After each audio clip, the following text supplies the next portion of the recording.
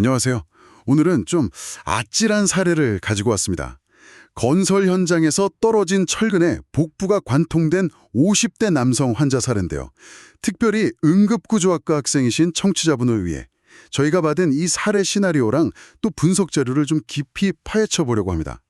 네, 목표는 분명합니다. 이 복잡하고 진짜 위급했던 상황 기록을 보면서요. 실제 현장에서 우리가 어떤 평가를 내려야 하는지, 또 어떤 처치를 우선해야 하는지 그 핵심을 뽑아내는 겁니다. 단순히 절자를 외우는 게 아니라 왜 그렇게 해야 하는지 그 이유에 좀 더 집중해 볼게요. 자, 그럼 바로 시작해 볼까요? 우선 자료에 나온 환자 상태부터 좀 보죠. 혈압이 7050mmHg, 맥박은 분당 150회, 호흡수 36회, 의식은 혼미하고 피부는 차갑고 축축하고요. 근데 여기서 딱 눈에 띄는 게 무뇨 상태, 그러니까 소변이 전혀 안 나온다는 점이에요. 쇼크인 건 알겠는데 이 무뇨가 쇼크 단계를 판단하는데 그렇게 중요한가요? 네, 아주 중요한 포인트를 짚어주셨어요. 물론 다른 활력증후 수치들도 심각하죠. 근데 이 무뇨 상태는요, 쇼크의 심각성을 판단하는데 정말 결정적인 단서가 될 수 있습니다. 혈압이 7950까지 떨어지고 맥박이 150회로 목 치솟는 이런 상황에 더해서 소변이 아예 안 나온다. 이건 신장, 콩팥으로 가는 혈류가 거의 없다는 뜻이거든요. 그러니까 우리 몸의 필터가 거의 작동을 못하고 있다는 거죠. 이건 우리 몸이 어떻게든 혈압을 유지하려고 막 혈관 수축시키고 심박수 늘리고 하는 그런 보상 기전이 있지 않습니까? 그게 이제 한계에 부딪혔다, 거의 무너졌다, 이런 강력한 신호예요. 그래서 이 환자는 단순 쇼크가 아니라 비보상성 쇼크의 후반부, 아니면 어쩌면 이미 돌이킬 수 없는 비가역성 쇼크로 진행되고 있을 가능성이 아주 높다, 이렇게 봐야 합니다. 아, 그러니까 활력증후 숫자만 볼 게 아니라 소변량 같은 다른 지표들을 다 종합해서 봐야 하는 거군요. 그럼 그 보상성, 비보상성, 비가역성 쇼크, 이거 간단하게 비교해 주실 수 있을까요? 현장에서 빨리 판단해야 할 때 도움이 될 것 같아요. 네, 좋은 질문입니다. 아주 쉽게 생각하면요. 보상성 쇼크는 몸이 아직 버티고 있는 단계예요. 혈압은 정상이거나 조금 떨어질 수 있고 환자는 좀 불안해하거나 초조해하지만 의식은 비교적 괜찮죠. 근데 비보상성 쇼크로 넘어가면 이제 몸의 보상 능력이 한계에 다다른 겁니다. 혈압이 확 떨어지고 맥박은 더 빨라지고 의식은 혼란스러워지고 결정적으로 소변량이 확 줄어요. 마지막 비가역성 쇼크는 이건 주요 장기 손상이 너무 심해서 어떤 치료를 해도 회복이 어려운 단계죠. 혈압은 아주 낮고 의식은 거의 없고 완전 무뇨 상태가 됩니다. 이 환자는 무뇨 상태니까 비보상성 후기에서 비가역성으로 넘어가는 그 경계선에 있는 아주 심각한 상태라고 봐야죠. 와, 정말 위중하네요. 따라서 이 환자에 대한 초기 평가는 이렇게 정리할 수 있겠습니다. 복부 관통상으로 인한 대량 출혈 때문에 비보상성에서 비가역성 단계로 진행 중인 저혈량성 쇼크다. 여기서 중요한 건 이 평가 자체가 뭘 의미하냐는 거예요. 바로 즉시 외과적 수술이 가능한 병원으로 최대한 빨리 이송하지 않으면 이 환자는 살릴 수 없다는 걸 뜻합니다. 정말 시간이 없네요. 그럼 이런 환자를 현장에서 딱 만났을 때 응급구조사로서 제일 먼저 뭘 해야 하고 또 어떤 순서로 해야 할까요? 자료 보니까 고려할 게 진짜 많던데요. 맞습니다. 복부 관통상은 특히 더 복잡하죠. 출혈 조절이 제일 중요하지만 동시에 여러 가지를 빠르고 정확하게 해야 해요. 현장 처치의 핵심 원칙은 크게 4가지로 요약할 수 있습니다. 첫째, 추가 손상을 막고 출혈 조절을 시도하는 것. 둘째, 기도 확보하고 산소 많이 주는 거. 셋째, 정맥로 확보하는데 수액은 좀 조심해서 주는 거. 넷째, 최대한 빨리 외상센터로 이송하는 거. 4가지. 추가 손상 방지 및 출혈 조절, 기도산소, 제한적 수액, 신속 이송. 네, 단계별로 좀 더 구체적으로 볼게요. 왜 그렇게 해야 하는지 이유랑 같이요. 첫 번째, 출혈 조절이랑 추가 손상 방지.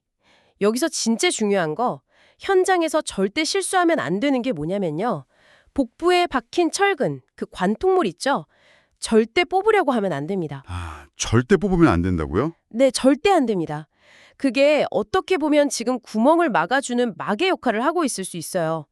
섣불리 제거했다가는 안에 있는 큰 혈관이나 장기가 더 손상되면서 출혈이 걷잡을 수 없이 터질 수 있습니다. 와, 정말 중요하네요. 그럼 어떻게 해요? 대신에요, 그 철근 주변에 부드러운 거지나 패드 같은 걸로 이렇게 도난 모양처럼 쌓아 올려서요, 철근이 더 움직이거나 안으로 더 박히지 않게 딱 고정해야 합니다. 안정적으로요. 만약 밖으로 피가 보이면 직접 압박은 하되 그 철근 자체를 누르면 안 되고요. 조심해야 합니다. 두 번째, 기도랑 호흡 관리. 의식이 혼미하니까 기도가 막힐 위험이 크죠. 턱 들어올리기나 입안 확인 같은 기본적인 기도 확보를 하고 바로 비제어음 마스크, NRB 마스크라고 하죠. 그걸로 분당 10에서 15리터 고농도 산소를 바로 줘야 합니다. 만약 숨 쉬는 게 너무 약하거나 느리면 백밸브 마스크, BBM으로 보조환기까지 고려해야 하고요. 산소 공급은 조직에 산소 조금이라도 더 보내주려는 필수 조치예요. 네, 기도 확보하고 고농도 산소. 세 번째, 순환이랑 체위. 여기서 또 하나 중요한 게 있어요. 보통 쇼크 환자 보면 다리 이렇게 올려주잖아요. 트렌델렌버그 자세. 이 환자한테는 절대 하면 안 됩니다. 금기예요.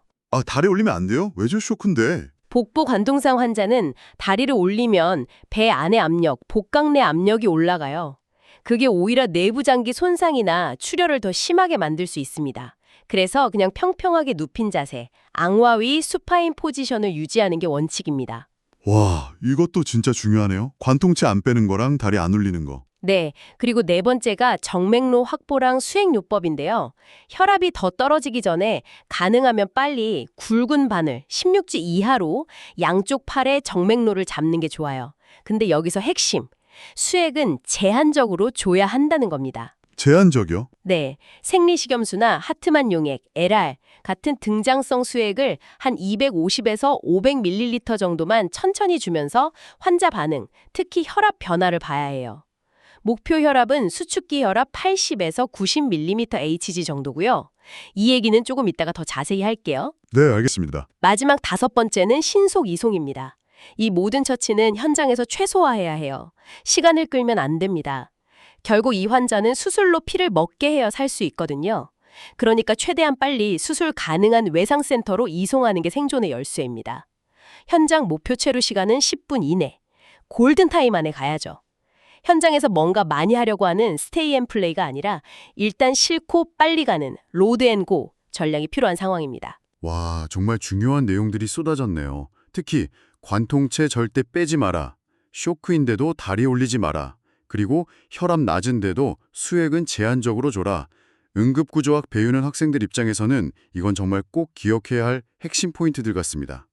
그럼 아까 잠깐 말씀하신 그 수액요법 얘기 좀 더 깊이 들어가 볼까요? 아니, 혈압이 7050이면 진짜 낮은 거잖아요. 근데 왜 수액을 제한적으로 줘야 하죠? 상식적으로는 혈압 낮으니까 빨리 수액 많이 줘서 정상으로 올려야 할 것 같은데 이 허용적 저혈압 개념 자료에서도 엄청 강조하던데 좀 자세히 설명해 주실 수 있나요? 네, 바로 그 부분이 임상에서는 아주 중요하고 때로는 우리의 직관과 좀 다른 결정을 내려야 하는 이유입니다. 허용적 저혈압, 퍼미시브 하이퍼텐션, 이 개념을 이해하는 게 핵심인데요. 자, 생각해보세요. 아직 피가 멎지 않은 환자, 특히 이 사례처럼 관통상으로 내부 출혈이 막 의심되는 환자에게 수액을 너무 빠르고 많이 줘서 혈압을 갑자기 정상 수준, 예를 들어 수축기 120mmHg까지 확 올리면 어떻게 될까요? 혈압이 올라가면 좋은 거 아닌가요? 그럴 것 같지만 문제가 생길 수 있어요. 손상된 혈관 부위에 우리 몸이 겨우겨우 만들어 놓은 그 불안정한 혈전, 피딱지 있죠? 그게 갑자기 높아진 혈관 안의 압력, 그 수압 때문에 팍 하고 터져나갈 수가 있어요. 그러면서 피가 다시 철철 나게 되는 거죠. 재출혈 위험이 엄청 커집니다. 아, 막아놨던 게 터진다. 그렇죠. 대매단 구멍 임시로 막아놨는데 물 수위를 너무 빨리 높여서 그 막은 게 터져버리는 거라 비슷해요. 그리고 과도한 수액은 또 다른 문제도 일으켜요. 첫째, 피가 묽어집니다.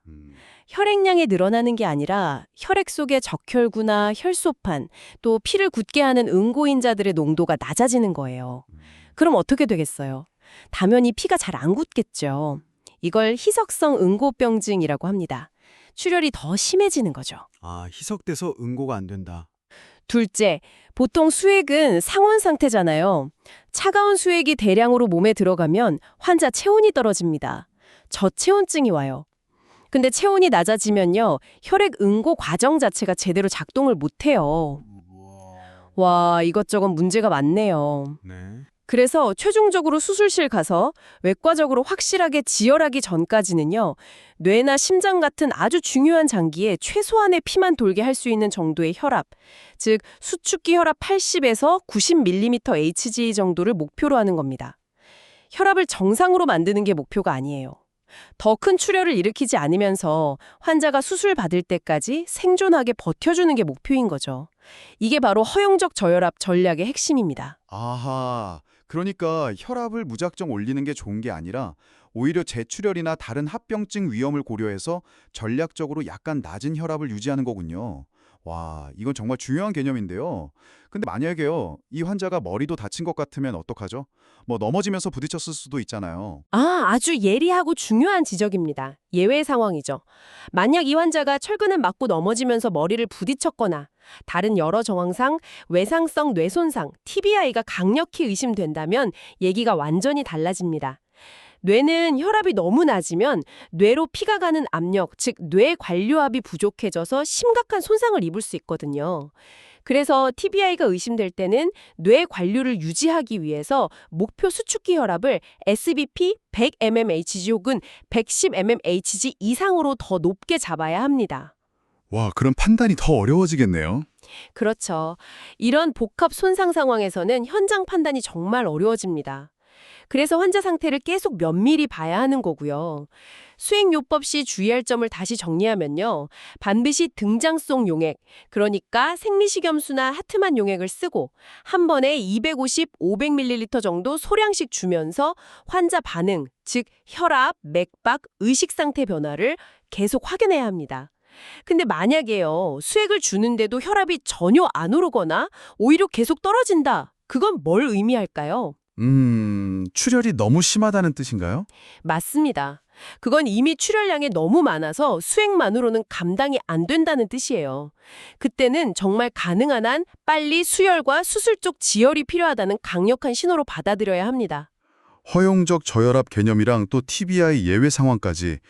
와, 정말 명확하게 이해가 됐습니다. 자, 이제 현장에서 기본적인 처치를 하고 환자를 구급차에 태웠다고 합시다. 병원으로 이제 신속하게 이송을 해야 하는데 이송하는 동안에도 응급구조사가 신경 써야 할 중요한 점들이 있겠죠? 그럼요. 이송종 관리가 환자 예후에 정말 결정적인 영향을 줄 수 있습니다. 특히 제가 강조하고 싶은 건 두 가지인데요. 바로 보온과 심리적 지지입니다. 이 두 가지가 의외로 간과되기 쉬운데 생존율에 직결될 수 있어요. 보온이요? 그렇게까지 중요한가요? 보통 그냥 추우니까 담요 덮어주는 정도 이렇게 생각하기 쉬운데요. 네, 외상 환자, 특히 출혈이 심한 환자에게 저체온증은 생각보다 훨씬 더 치명적입니다. 피를 많이 흘리면 그 자체로 체온 조절 능력이 떨어지고요. 또 현장 환경, 차가운 바닥에 누워 있었다든지 아니면 우리가 주는 차가운 수액 때문에 체온이 35도 이하로 쉽게 떨어질 수 있어요. 근데 문제는 저체온증이 오면 혈액 응고 시스템이 마비된다는 겁니다. 아, 피가 안 굳는다고요? 네, 피를 굳게 하는 데 관여하는 효소들이 낮은 온도에서는 제대로 일을 못해요.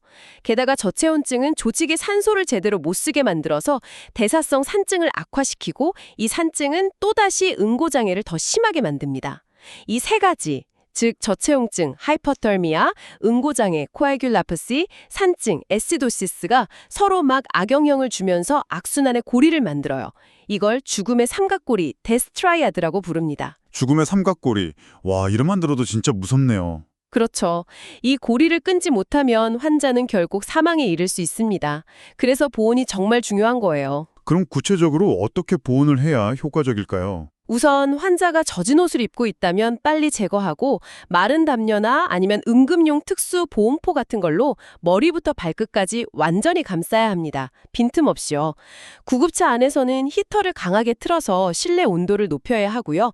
가능하다면 수액도 좀 따뜻하게 데워서 주는 게 좋습니다. 요즘엔 수액 워머도 있죠. 그리고 복부 관통 부위도 덮어줘야 하는데 상처나 고정된 철근을 누르지 않도록 조심해야 하고요. 중요한 건 보온은 그냥 환자 편하게 해주는 서비스가 아니라 생존을 위한 필수적인 치료 행위라는 인식을 가져야 한다는 겁니다. 그렇군요. 보온이 단순한 담요 덮기가 아니라 적극적인 치료 행위다. 이거 정말 명심해야겠네요. 다른 하나는 심리적 지지라고 하셨죠? 네, 한번 상상해 보세요. 이 환자는 지금 복부에 쇠막대가 박힌 채로 있어요. 얼마나 아프고 무서울까요? 거의 극심한 고통과 죽음의 공포에 시달리고 있을 겁니다. 이런 극도의 스트레스는 교감신경을 막 흥분시켜서 심박수나 혈압을 일시적으로 올릴 수는 있어요. 근데 그게 장기적으로는 심장에 부담을 주고 산소 소모량을 늘리고 환자를 더 불안정하게 만들 수 있습니다. 아, 불안감이 신체에도 영향을 미치는군요. 그럼요. 따라서 응급구조사는 침착하고 차분한 목소리로 환자를 안심시키는 역할을 해야 합니다. 괜찮습니다. 저희가 옆에 있어요. 최대한 빨리 안전하게 병원으로 가고 있습니다. 숨을 천천히 한번 쉬어보세요. 저희가 계속 돕고 있습니다. 이런 식으로 짧고 명료하고 긍정적인 말로 계속 소통하는 게 중요해요. 환자의 불안감을 조금이라도 덜어주는 것 자체가 생리적인 안정에 기여할 수 있습니다. 이것도 치료의 일부라고 생각해야 해요. 네, 심리적 지지도 정말 중요하군요. 물론 이송 중에도 이 두 가지 보온과 심리적 지지와 더불어서 계속 환자 상태를 확인해야죠. 5분마다 활력 징후 다시 재고, 의식 수준 변화 없는지 GCS 확인하고, 피부 상태, 색깔이나 온도, 축축한지 이런 거 계속 관찰하고, 관통 부위에서 피가 더 나지는 않는지 확인하고, 이걸 다 꼼꼼하게 기록해야 병원 도착했을 때 의료진에게 아주 중요한 초기 정보가 됩니다. 자, 오늘 정말 아찔했던 건설 현장 복부관통상 사례 자료를 가지고 깊이 파봤는데요. 응급처치의 핵심 원칙들을 쭉 짚어봤습니다. 오늘 논의된 내용 핵심만 다시 한번 정리해 볼까요? 첫째, 쇼크 단계를 평가할 때 활력징후 수치뿐만 아니라 특히 문요 여부가 중요하다. 이게 비보상성에서 비가역성 단계로 넘어가는 걸 시사하는 결정적인 단서가 될 수 있다는 점. 네, 맞아요. 신장 관류 상태를 보여주니까요. 둘째, 현장 처치 순서. 관통체는 절대 제거 금지, 그리고 안정적으로 고정하는 게 최우선. 그 다음엔 고농도 산소 공급, 그리고 수액은 제한적으로 주면서 정맥로 확보. 트렌델렌버그 자세도 금지였죠. 그리고 제일 중요한 건 10분 내 이송 목표. 로드 앤 고. 그렇죠. 현장 체류 시간 최소화. 셋째, 수액요법. 허용적 저혈압 개념. 혈압 낮다고 무조건 많이 주는 게 아니라 재출혈, 희석성 응고장애, 저체온증을 막기 위해 SBP 80, 90 mmHg를 목표로 신중하게 접근해야 한다는 거. 단, 머리 손상, TBI가 의심될 땐 예외라는 점도요. 네, 그 균형이 중요합니다. 넷째, 이송중 관리. 죽음의 삼각고리를 예방하기 위한 적극적인 보온. 이건 단순 간호가 아니라 필수 치료 행위라는 거. 그리고 환자의 극심한 불안을 줄여주는 심리적 지지도 빼놓을 수 없다는 점이었습니다. 네, 이송중 관리도 생존율에 큰 영향을 미칩니다. 오늘 저희가 함께 살펴본 이 분석 내용들이 특히 응급구조학과 학생이신 청취자 여러분께 교과서 지식을 넘어서 실제 현장에서 마주칠 수 있는 복잡한 상황에 대한 이해를 좀 높이고 더 효과적인 판단과 처치를 하는데 실질적인 도움이 되었기를 진심으로 바랍니다. 네, 오늘 다룬 원칙들이 물론 굉장히 중요합니다. 하지만 실제 현장은요, 늘 변수가 많고 또 자원이 제한적인 경우가 흔하죠. 그래서 마지막으로 청취자 여러분께 스스로에게 한번 던져볼 만한 질문을 드리고 싶어요. 만약에 이 사례처럼 정말 위중한 환자를 만났는데 여러 처치를 동시에 해야 하는 상황이에요. 그런데 현장에 구급대원이 부족하거나 장비가 좀 제한적이다.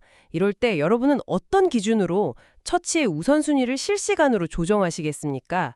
예를 들면 정맥로 확보랑 보조 환기 중에 뭘 먼저 해야 할까? 아니면 어디까지 처치하고 빨리 출발할 것인가? 이런 결정을 내려야 할 때요.